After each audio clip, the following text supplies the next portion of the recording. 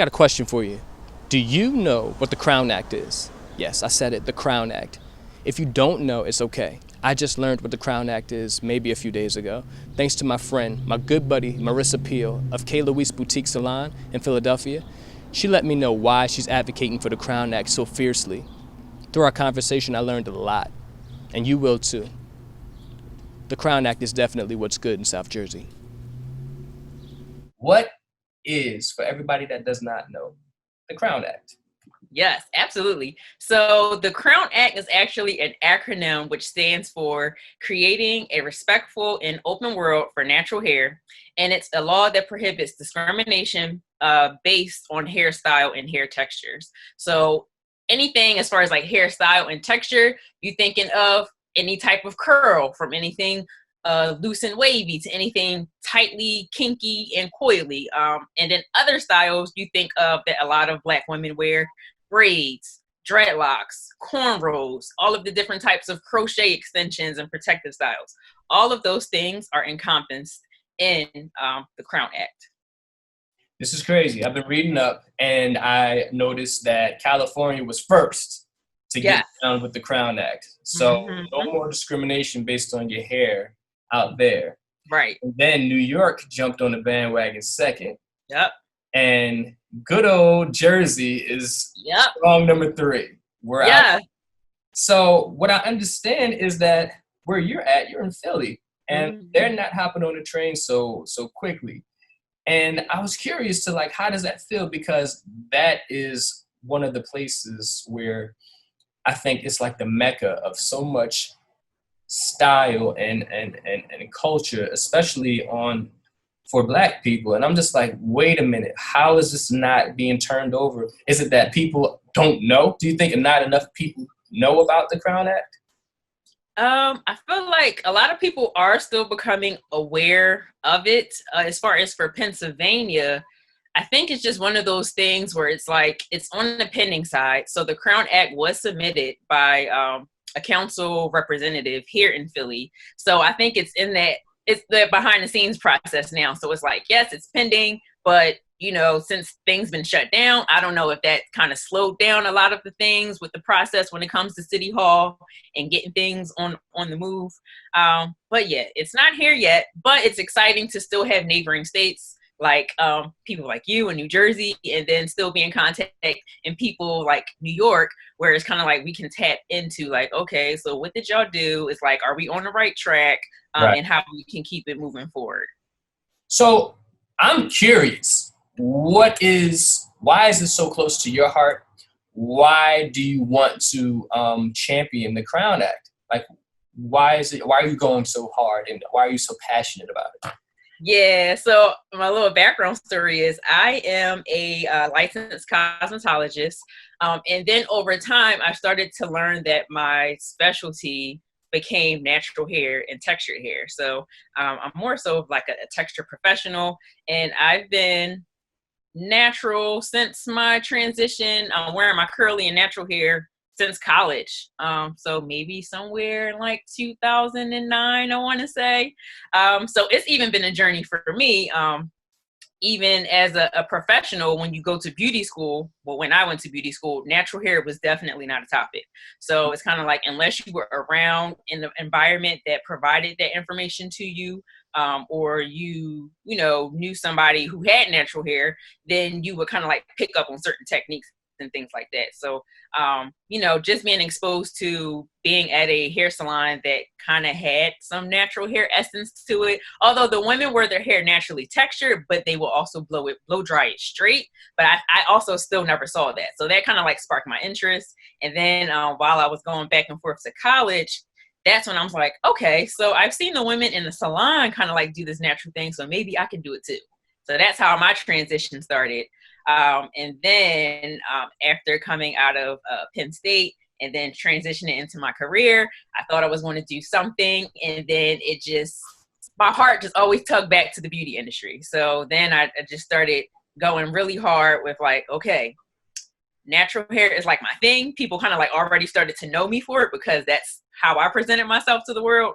And then it just started to become a specialty of mine. And then, yeah, it's been moments where I kind of felt like, even in the internship process or looking for a job after you graduate from college, which is already stressful. But on top of that, being a Black woman, it was like, okay, well, I have to be mindful of how I show up and how I present myself at these interviews, because I don't want to come across too intimidating, or I don't want my hair to be an issue or the reason why I don't get hired for a particular position. So I definitely remember feeling like that, and only wearing my hair in certain styles. Like I wouldn't wear it out and big like this for an interview. I would kind of just keep it in twists because I wanted to maintain it, and I didn't want it to be too big or too flashy. So that's definitely why I kept it near and dear to my heart. And not even like myself, so many other Black women have these same experiences and who are still going through these same experiences when it comes to the workplace or in academic settings. And then we also, can't deny that men also run into the same problems that we do. I was getting ready to say, because I was like, you know what, man? First of all, I was done for you. I was like, you know what? I know that she gonna appreciate that. I'm gonna do my natural hair and twist it up. Shout out to my mama. But I was just gonna say, I understand that because it's on the men's side too. I normally just pick my hair out or I cut it down. I never forget, I was dating this young lady one time, and I was just like, she wanted me to grow my hair, and I was like, yeah, all right, cool. And I got a decent sized afro, and by the time I got this new gig, though, I was like, oh, it's got to go. She was like, why? I was like, well, I'm about to go to work, so this can't, they're not going to buy it. And she was like, you can keep your hair. And I was like, nah, because I don't think it's professional. And she was like, no, that's not right. You can be professional and you can still keep it neat and go to work. I just did not believe that. I wanted to ask you too, being a cosmetologist and all, what does a protective style look like? So when you go, to bed, I know I've heard of women wrapping their hair like with silk or something like that, but I don't what does a protective style look like? Why do women wrap their hair at night? Can we talk about that a little bit? Yeah. So a protective style, you can think of it as a protection, a hairstyle that's going to protect your hair. And typically the ends of your hair can be exposed to the elements like sunlight and heat and dry air. So when the ends are protected and tucked away in a certain style, then it minimizes breakage. It allows your hair to flourish and grow because your hair isn't so exposed to so many outer elements. So a protective style can be anything from a twisted style or adding in extensions when you have the long box braids and the cornrows. So anything where the ends of the hair are not being directly exposed to the outside, that you can just think of it as a protective style. Got you. And then I think it's called bantu knots. What does that look like? I'm curious. Bantu knots is an ancient African tradition. I forget what part of Africa it's from. I want to say West Africa, but it's where you take a section of your hair and then you twirl it around into a little knotted ball in your head, and it kind of gives that illusion of almost like small tiny trees juxtaposed all throughout your head. So bantu knots is definitely popular. It's coming back. It's one of my favorite hairstyles. And I've been rocking that a lot lately, especially throughout quarantine, because it's so simple, it's carefree. And once you take the bantu knot out, it gives you a secondary hairstyle because it creates this springy curl pattern. So it's I'm wearing my hair one way, but once I take this protective style out, that's the bantu knot, it also gives you another look. And this is also the amazing part about being a Black woman. It's that Black girl magic. You can transition from one thing to the next so seamlessly, and then everybody else is looking well, how did you do that? It's just a part of our essence. It's just what we do. Yes, it's so beautiful, and I'm so glad that we have the Crown Act so it can be celebrated, and it can be something that people can take in and learn about. And man, it's just so beautiful. Our culture is just beautiful. Oh wait, going back to your other question, I think I sidelined that. Why do women or men protect their hair or wrap up their hair at night? And using, like you mentioned, the silk or satin. Whenever you think of your hair, and you're like laying down on your sheets or your pillow, you think of fabrics that are normally made out of cotton, and cotton has a tendency to absorb moisture or whatever products that is laid on it. So in order to create the barrier, or so there's no friction when you're going to sleep at night, women wrap up their hair in something that's more soft, like a satin or a silk material, so it doesn't create friction, the hair doesn't lose moisture, and you can maintain the style at night. So that's like one of the main reasons why men and women kind of wrap their hair. And then you have guys, they have their do-rag and kind of like keep their waves neat, or if they have like locks and long hair, then they have like the lock sock, which kind of like keeps their locks in hairstyle in a certain way too. But another cool thing is back in the 1700s, when Black people were slaves, there was an actual law that required women and men to wrap up their hair. And it was like a governor in like Louisiana and New Orleans that kind of like issued this order. It's called Tignon laws or Tignon laws. And Tignon was like a French word just meaning a cloth or a rag. So in order to, not know who you were, because hair also was how African people stated their claim, or you knew what tribe they were related to, or you knew what type of job that they had based off of just looking at their hairstyle. They wanted them to cover up their hair because we just drew too much attention. So that's kind of like how it started and how we started to cover our hair, and it was a sign of suppression. However, when you give Black people lemons, they make lemonade, and then it just also became just a statement, and it also becomes a style today. You see different head wraps and different cloths that's from kente cloths and different colors and have different meanings, and you still can look presentable and look amazing even when your hair isn't exposed. I know that there are women of color, Black women, etc., who want to comply. They don't really want to, get any attention put on them. So what they do is they straighten their hair. Can you tell me, because I've heard a lot of women that say that they straighten their hair, but they damage their hair. What do they mean by that when they straighten their hair? How does the hair become damaged? How does that happen? Yeah. So you can actually straighten your hair two ways. One way is to chemically straighten it using a perm, or the technical term is like a chemical relaxer. Mm-hmm. So the chemical relaxer takes the hair from a curly, kinkier state, and the chemicals break down the disulfide bonds in the hair so it doesn't curl. It actually relaxes and becomes straighter. The second way you can damage the hair is through just heat appliances. So just week in and week in, you always apply heat to the hair.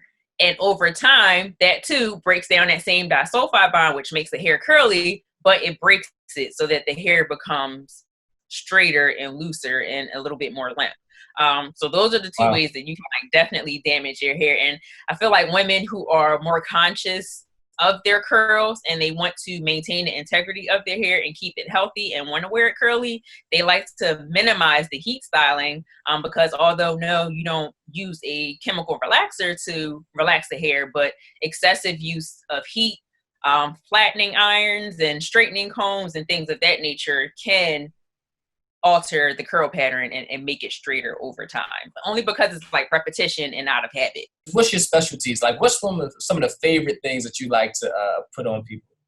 Yeah, the specialties are definitely more so of your texture styles.